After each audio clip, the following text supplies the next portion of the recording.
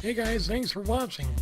Make sure to hit that subscribe button and turn on your notifications in order to receive updates on all my latest videos. Thanks for watching.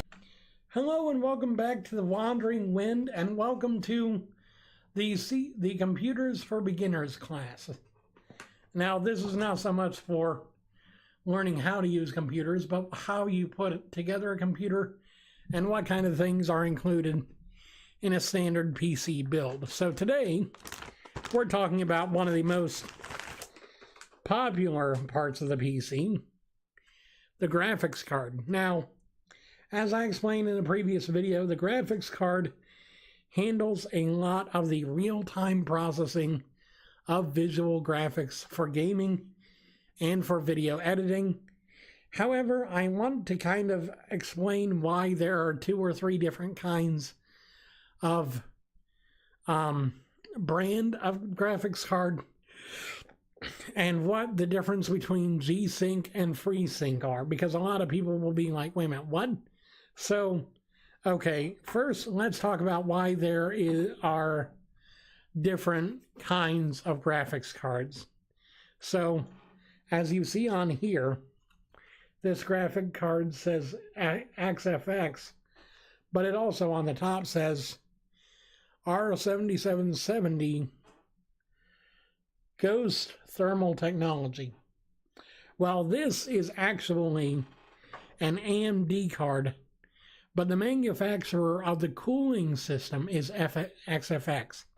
So, a lot of times you'll see brands like, for example, you'll see Gigabyte, you'll see Sapphire, you'll see XFX, you'll see all kinds of different models. But really, as long as you pay attention to what the Radeon or GTX numbers are, they're the same card, just with different dressing, pretty much. It's like, say, having the same person take photos in multiple different kinds of clothing. It's the same person, just different dressing, or different clothing, different outsides. So, why do we have the Radeon and the GTX lines of GPUs? Well, they're proprietary to 2 major companies, AMD and NVIDIA. Now, these 2 are the main competitors for the graphics card market. On the one hand, you have AMD, which also creates their own line of motherboards, CPUs, and even sometimes completely put together gaming units.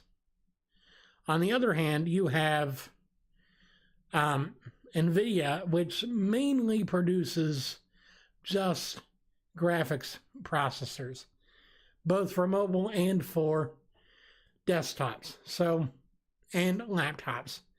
So you'll often hear about NVIDIA's chips in things like the higher-end smartphones or the higher-end tablets, or in the NVIDIA Shield, which they actually developed. So a lot of times you'll hear these names and be like, but didn't this company make it? Yes, but this company used their products in order to be able to make this work. Currently, I believe the latest generations of PS4 and Xbox One also use NVIDIA and AMD chips for their graphics processors as well. I believe that the Sony consoles have always used AMD chips, and Xbox has always used NVIDIA.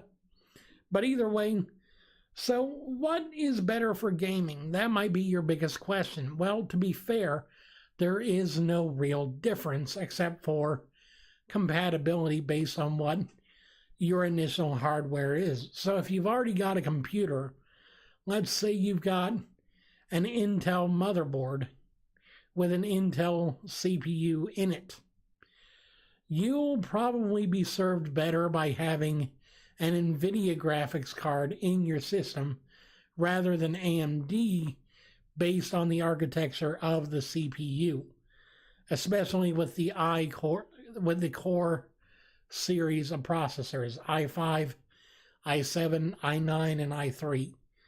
All of those work just a little bit better with NVIDIA's graphics cards than they do with AMD. AMD works, but some compatibility is lost. With AMD's side of things, obviously, their own processors will be matched very well with their own graphics cards. So a lot of times, it comes down to what your preference on either finding a motherboard is or just getting a built PC already and then adding your own parts to it. So it comes more down to compatibility than it does actual performance, because if you look at similarly priced and similarly powered cards from both sides, you'll find the performance really isn't that different. So really, the AMD-NVIDIA battle isn't so much a race for who's the best at gaming, rather than it is who's more compliant with your system in the end. So obviously, that's where the differences really lie. It's not about, oh, AMD's better for gaming because yada yada, or NVIDIA's better for gaming because yada yada. It's what will be working well with what you've got already. So that's a bit of an introduction to graphics cards. If you want to have more questions answered, leave a comment down below. I'll gladly answer them for you. I hope you have a wonderful day. Hey, if you want to see more videos like this from me, hit that subscribe button down below. If you enjoyed this video, if you learned something, hit that like button. And as always, have a great day. I love you very much, and I'll see you again soon. Hey guys, thank you for watching, and I hope you subscribe.